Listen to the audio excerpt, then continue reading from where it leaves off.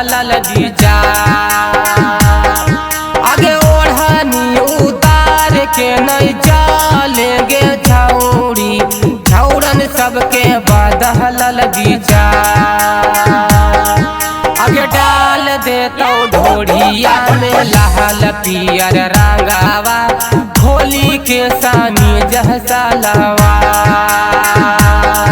आगे डाल देता ढोढ़िया में लाल पियर रंगावा, होली के सामी जहसा लवार। धीरे से रंगवा डाला रे देवरा, भीतरा लगेला पाला रे। धीरे से रंगवा डाला रे देवरा, भीतरा लगेला पाला रे। भीतरा लगेला पाला रे, बाउर बड़ा बुझाला रे। भीतरा लगेला पाला रे, बाउर बड़ा बुझाला रे। धीरे से रंगवा डालू रे देवरा, भीतरा लगेला पाला रे। आगे फूलल फूलल गाल तोहर हाकौ गोरे गोर गे, मारे नहीं तो तीर छीन जा। आगे फूलल फूलल गाल तोहर हाकौ गोरे गोर गे, मारे नहीं तो तीर छीन जा। आगे डाल देता ढोढ़िया में लाल पियर रंगावा, होली के सामी जैसा लवार।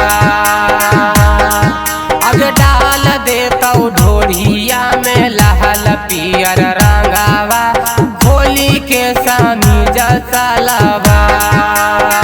और होलियों में आ जइतो पियावा हो, लेके सूती ले तो कियावा। होलियों में आ जइतो पियावा हो, लेके सूती ले तो कियावा। सूती ले तो कियावा, लेके सूती ले तो कियावा।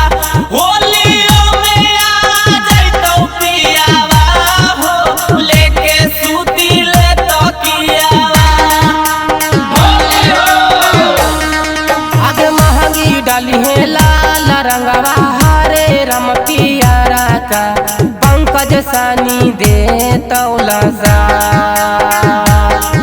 आगे महंगी डाली है लाल रंगवा, हरे रम पियारा का पंकज सानी दे तौलसा।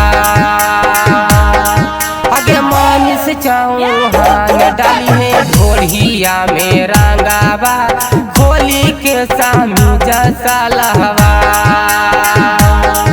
आगे मानिस चौहान डाली है ढोढ़िया में रंगावा, होली के सामी जैसा लहवार।